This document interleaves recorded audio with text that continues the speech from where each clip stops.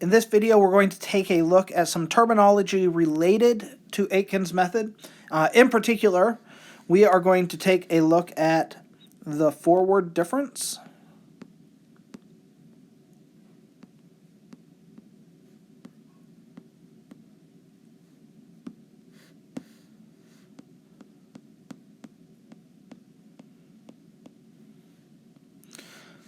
which we will denote with a delta p sub n. That forward difference, the way that that is defined, it is delta p sub n. We are going to look forward from the nth term, right? So we're looking forward from this nth term to the next term, the n plus 1 term, and we're taking that difference. Right? And so this would apply for any value of n that's at least 0. We can also define something like a backwards difference. We won't look at that here and talk about that in this section, but later on we will talk about backwards differences, which is denoted here with a nabla. And so we're going to go from the nth term, take a difference looking backwards.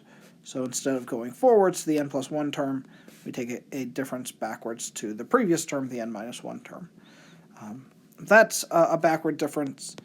Again, that's just so that you are aware of it, as it when we encounter it later, you'll say, oh yeah, it's really just the same idea, only we go backwards. So higher powers of delta of our forward difference, we can define those.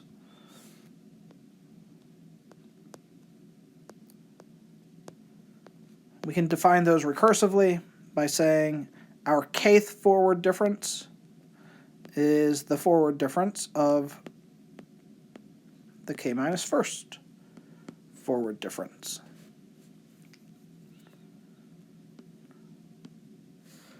And that should be fine for any choice of k, as long as our value of k is at least 2. And so, if we were to look specifically at delta squared of p sub n, we can walk through that and say, well, that is the forward difference of the forward difference of p sub n, which is the forward difference of, so p sub n plus 1 minus p sub n.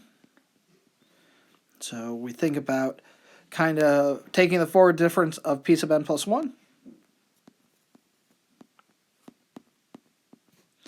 minus the forward difference of p sub n. And so for the first part, from p sub n plus 1, we're going to look forward to p sub n plus 2 minus the current value there, p sub n plus 1.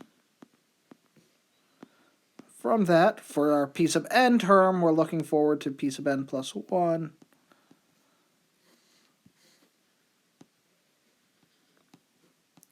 minus current. If you distribute the negative and combine like terms, we get p sub n plus 2 minus 2 p sub n plus 1 plus p sub n. So that's our forward difference. Our second forward difference is this. And so what that means is Aitken's method, we could rewrite Aitken's method as our value for the nth term. It's the nth term minus the forward difference of n squared divided by